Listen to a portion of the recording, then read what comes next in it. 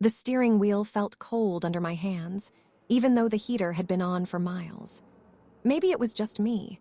I'd been awake too long, worked too late, pushed past the point where the night starts swallowing everything whole. The forest on both sides of the highway looked like one endless wall, the kind that didn't just surround you, it waited. The radio had turned into static a while ago, so I killed it and let the silence settle in.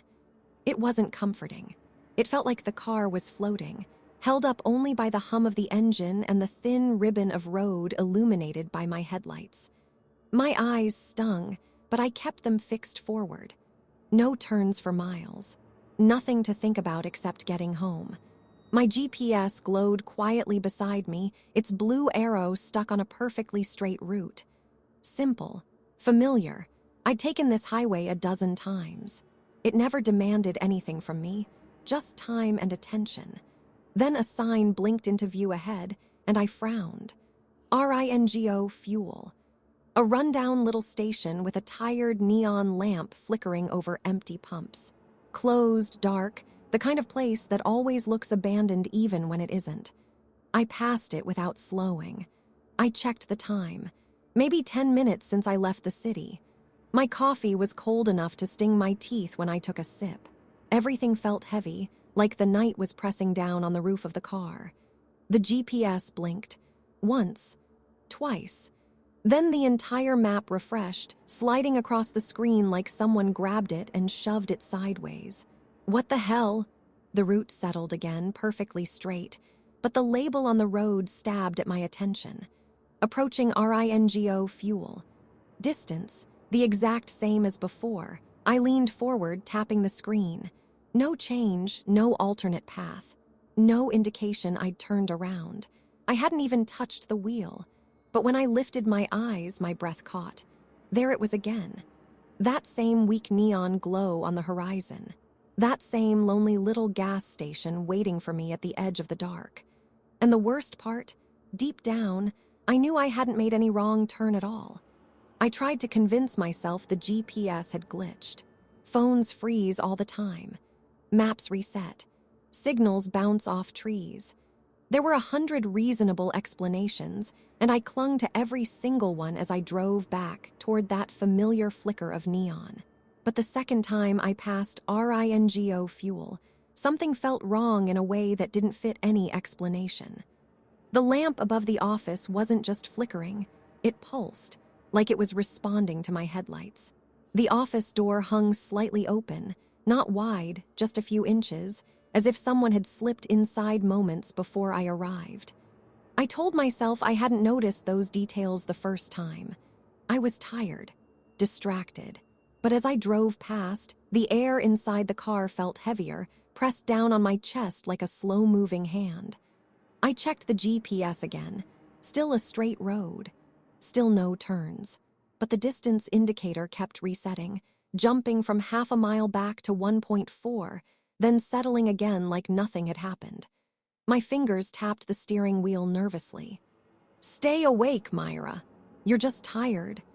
A thin patch of fog drifted across the road, catching the beams of my headlights.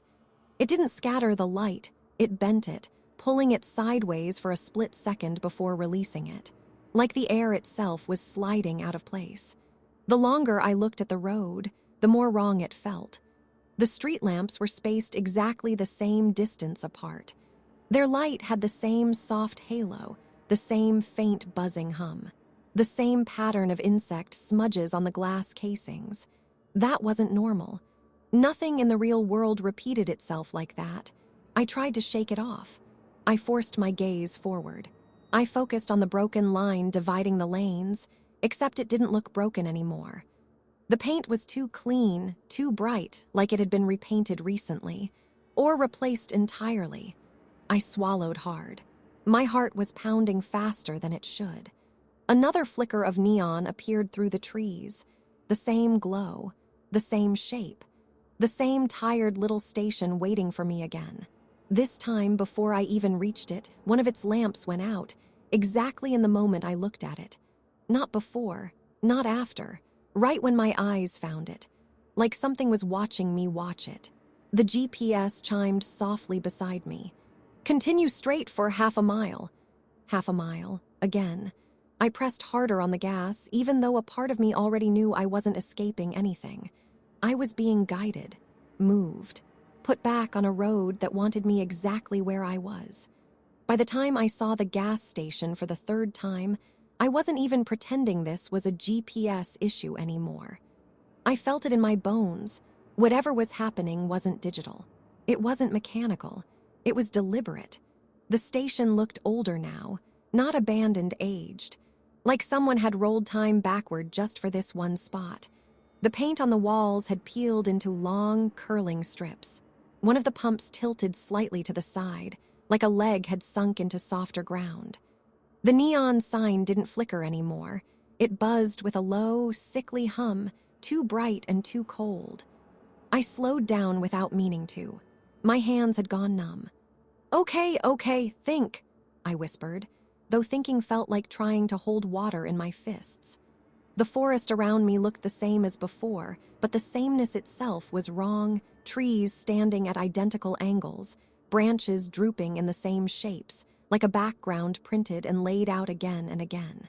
The urge to stop, to check if I was losing my mind, pushed at me until I couldn't ignore it anymore. I pulled into the station. The gravel under my tires made an uneven crunch, but even that sounded rehearsed, like a sound effect in a cheap film played on loop. The office door was wide open this time, lights on inside, but no movement, no voices, just a faint electrical buzz and the hum of an old fridge running somewhere in the back. Hello, my voice echoed much too cleanly. I stepped inside. The air was stale, dustier than a place that should have been open an hour ago. A small bell above the door jingled behind me, but it didn't sound mechanical. It sounded like someone flicked it with their finger. The countertop was scraped and chipped, as if someone had dragged something heavy across it. Shelves behind the counter held a few faded snacks and bottled drinks whose labels didn't match any brands I knew. Then I noticed the calendar, pinned crookedly on the wall. The same date as today, but the year was wrong. A full decade off. My throat tightened. I backed away, my pulse thudding loud enough to drown out everything else. I didn't want to turn my back on the room, but every instinct screamed to get out. So I did. The bell jingled again as I stepped outside. One clean chime. Too clean, like it was acknowledging me. The air felt colder, the sky darker. As I reached my car, the office door slowly eased itself closed behind me. Not abruptly, not pushed by wind, but gently, as if someone unseen was holding the knob and letting it shut with careful, quiet control. By the fourth loop, I was beginning to notice patterns, small ones, almost imperceptible. The same tree leaned the same way every time I passed. The same broken guardrail glinted under my headlights at the exact same angle. Even the fog on the road seemed to drift along the same path, curling and folding as though someone had rehearsed it. I tried to shake it off, telling myself I was exhausted. But when I glanced at the forest edge, my stomach tightened. Branches moved in sequences, too orderly. Leaves fell in arcs that repeated themselves, like the same scene being played over and over. Ringo Fuel appeared again, sitting under its weak, buzzing neon. But it wasn't the same station. Not exactly. The office window had a new crack, a thin, vertical line splitting the glass perfectly straight. A trash bin near the pump had shifted a foot to the left. And something on the ground caught my eye, a scrap of paper I was sure hadn't been there before, its edges folded under itself, waiting. I gripped the steering wheel so tightly my nails bit into my palms. The GPS blinked, half a mile to the next marker, but the arrow didn't move. It stayed perfectly centered on the road ahead, ignoring every turn I could have made. I wanted to stop. I wanted to get out of the car and run into the dark, but a part of me knew I wouldn't escape the pattern. I was caught inside it, riding a carousel no one else could see. As I drove past the station again, I noticed something more unsettling. A billboard I hadn't seen before, jutting out above the trees. The paint was fresh, the letters bold. Everything here is placed for a reason. I froze mid-thought. The message wasn't directed at me, but somehow it was. And then, for the first time, I saw it, subtle shifts along the road itself. A patch of asphalt had been replaced, smooth and dark. A line of paint on the divider was brighter than the rest, almost glowing. Even the shadows of the trees bent slightly, as if someone had arranged them to catch the headlights in a certain way. I swallowed hard, the grip on the wheel tightening until my knuckles ached. This wasn't random. This wasn't a glitch. Someone or something was building the road around me, every loop, every mile, every flicker of light and shadow. I couldn't tell where the loops ended and where the construction began. But I knew one thing. The moment I saw something new, something deliberately placed, that was my chance. My heart pounded, echoing in the quiet car. I couldn't stop. I couldn't hesitate. The road was alive, and I was trapped inside its design. Yet somewhere beyond the next curve, I sensed the faintest possibility of escape. If I could just see it, if I could just reach it. The fourth loop had left my nerves raw. Every bend of the road, every flicker of light, felt deliberate, as if I were being watched not just by eyes, but by hands arranging the world itself. I gripped the wheel tighter, feeling the hum of the engine in my chest, as the GPS arrow stayed stubbornly fixed in front of me. Half a mile, half a mile. The repetition pressed down on me like a weight. Then I saw it, a tunnel. It hadn't been there before, not on any loop, not on any map. It appeared suddenly, cutting through the darkness like a newly opened stage set. Its arch was perfectly smooth, unweathered. The brickwork glowed faintly under the flickering street lamps that led to it. It was too clean, too precise. It didn't belong here. I slowed, instinct telling me to stop. But curiosity, and something worse, something in the pit of my stomach that whispered this is your only chance, made me press on. As I entered, I noticed the little details that screamed wrong. The tunnel floor was immaculate, polished like fresh asphalt poured yesterday. Along the walls, rectangular marks betrayed recent placement of panels, removed in a hurry, leaving subtle differences in color and texture. The air smelled faintly of paint, wet and metallic. It was the smell of something created, not grown. The hum of my car echoed differently here. Hollow, shallow, like the tunnel itself hadn't yet decided how sound should behave inside it. Every turn of the wheel made the echoes pause, stagger, and settle, as if the tunnel was learning my car's movements, timing its response. The headlights caught patches of dust in the air, suspended like tiny particles frozen in space. They weren't floating randomly. They hung in lines, following the path my car carved through the air. It was deliberate, it was meticulous, and it was terrifying. I realized then that this wasn't just a tunnel. It was a segment of a road someone built specifically for me. Every inch, every shadow, every line of asphalt had been measured and placed to guide me exactly where I was supposed to go. I glanced at the tunnel walls again. The panels, smooth and freshly fitted, were offset in ways I could feel more than see. Something beneath the paint and concrete told me they were temporary. They would be replaced, rearranged. I was moving through a space that existed only because someone wanted me to pass through it, and once I left, it might vanish entirely. The further I drove, the more I noticed the subtleties. The tunnel's walls weren't parallel. They bent, imperceptibly, forcing my headlights to catch every curve. Every shadow shifted just enough to suggest movement where there was none. A faint draft brushed my neck, cold and deliberate, like air funneled from a hidden vent I couldn't see. I pressed my foot harder on the accelerator. My pulse had gone deafening in my ears. If the road was watching, if it had hands, I couldn't afford to hesitate. And then I saw it, a seam in the asphalt ahead, too perfect to be natural. Fresh, darker than the rest. New, my stomach twisted. This was what the man from the previous loops had hinted at. A new segment. A gap in the repetition, a doorway. I swallowed hard. Every instinct told me to swerve, to run away, but another part of me, the desperate, terrified part that wanted any escape at all, urged me to follow it. The tunnel seemed to stretch on longer than it should, yet every inch of it was unnervingly precise. The light from above, the same tired flickering of street lamps, never faltered. The line of dust and the polished floor guided me unerringly toward the seam. As I reached it, my hands trembling, I realized something almost unbearable. This road, this tunnel, this loop, it wasn't just a trap. It was a test.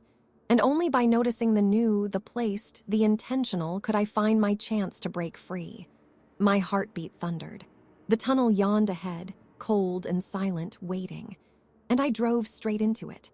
When I emerged from the tunnel, the air felt sharper, colder, and quieter than the highway had ever been. My hands were still shaking, gripping the steering wheel as though the car itself were my only anchor to the real world. The night pressed down around me, thick and heavy, but something had changed. The road ahead no longer felt entirely familiar. And then I saw him. He was leaning against the pump at Ringo Fuel, hands tucked into the pockets of a faded mechanic's jacket, the kind worn by people who worked nights they didn't really want. He wasn't moving, not at first. He was just there, watching. I blinked. The man didn't look like someone out of a story or a warning. He looked mundane, ordinary. But there was something in the way he held himself, quiet, patient, like he'd been waiting for me for a very long time. That made every instinct in my body tense. I parked cautiously, leaving a few feet between the car and the pumps. My engine hummed softly in the stillness, too loud in the absence of everything else. He didn't speak at first, just tilted his head slightly, eyes catching the dim light. They were dark, steady, and strangely tired. Someone who had seen the same patterns repeated too many times, someone who knew how fragile hope could feel when trapped. Finally, he spoke. Not in a booming, cryptic voice, not in riddles. He sounded bored, almost as if he were reading instructions aloud for a machine. "Don't focus on what repeats," he said quietly. "Focus on what's new." I opened my mouth to ask what he meant, but no words came. My voice felt too fragile to cross the air between us. He gestured slightly toward the road behind him, where the familiar loops seemed to stretch into darkness. "New segments appear rarely.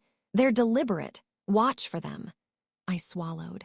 His calmness unsettled me more than any flickering lamp or twisted asphalt ever had. It wasn't guidance. It was information.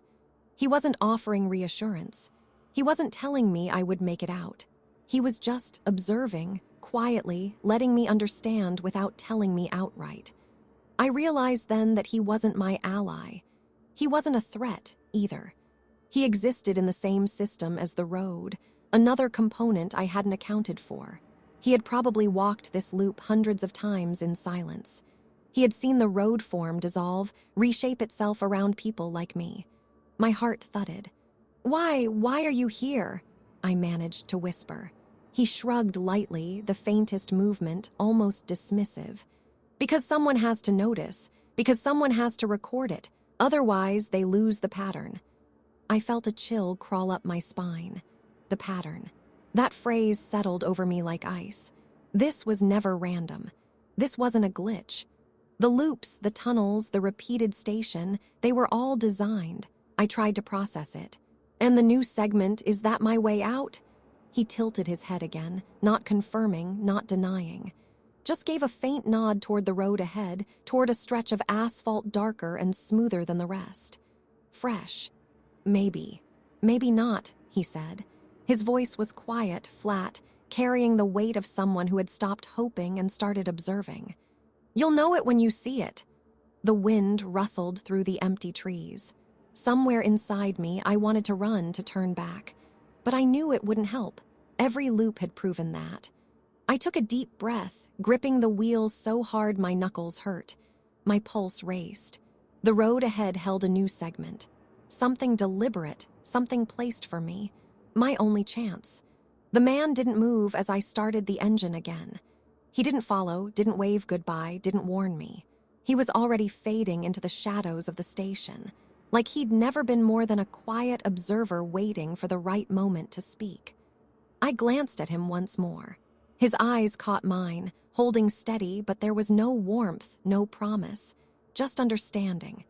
And then he turned his gaze forward, toward the loops that had brought me here, and disappeared. I sat in the car a moment longer, listening to the soft hum of the tires on asphalt, the night thick around me. The fresh segment stretched ahead, dark and unmarked, waiting. I pressed my foot to the accelerator, and for the first time I didn't feel completely trapped. I only felt the weight of what was watching. The road wasn't just a highway anymore. It was a construction, a test. And now I was moving through the only part that mattered. The loops behind me seemed to shiver in silence as I drove toward the unknown. The new segment stretched ahead, darker, smoother, almost unnaturally perfect. My tires hummed against it, steady, unbroken. Every instinct in me screamed to slow down, to stop, to get out, but I couldn't. Not now. Not after everything I had seen. I gripped the wheel tighter as the familiar loops.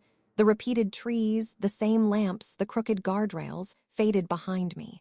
It was like I had passed through a veil. The road felt alive beneath me, deliberate, guiding, pressing me forward. Every inch had been measured, every shadow arranged. But here, the pattern shifted. This was different. I glanced at the GPS. The arrow stayed fixed on the road ahead, but there were no numbers. No distances, just a straight line leading into darkness. I didn't need the guidance anymore.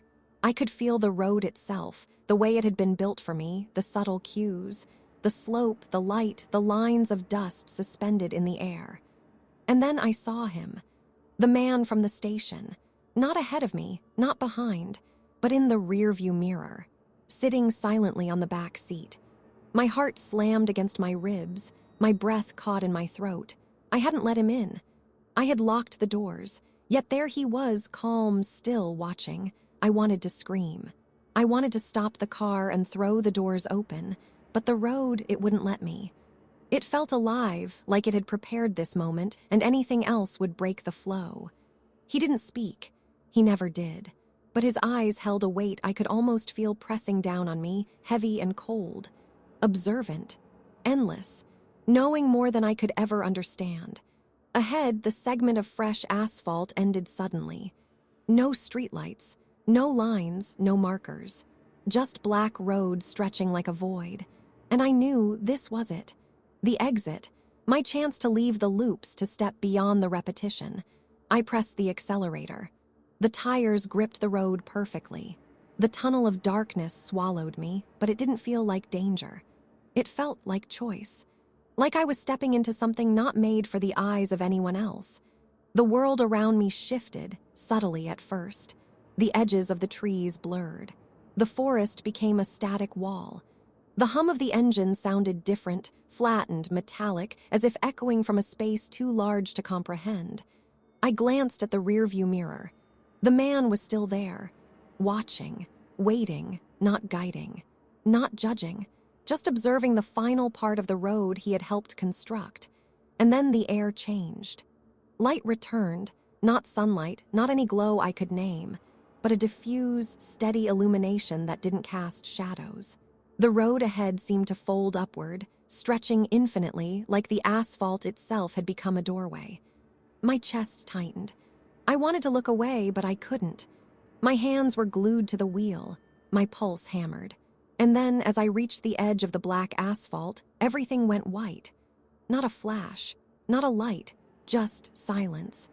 And the sensation of falling forward, weightless, ungrounded, as if the world behind me, the loops, the station, the tunnel, had dissolved entirely. And then a sound, soft, electronic, familiar and alien at once. Route recalculated. I exhaled, or maybe screamed. I wasn't sure. I was alone, or at least I thought I was. But somewhere in the white I could feel him. Watching. Always watching. And then everything went quiet. No road, no loops, no station, just the emptiness ahead. And the knowledge that the road would never stop watching me.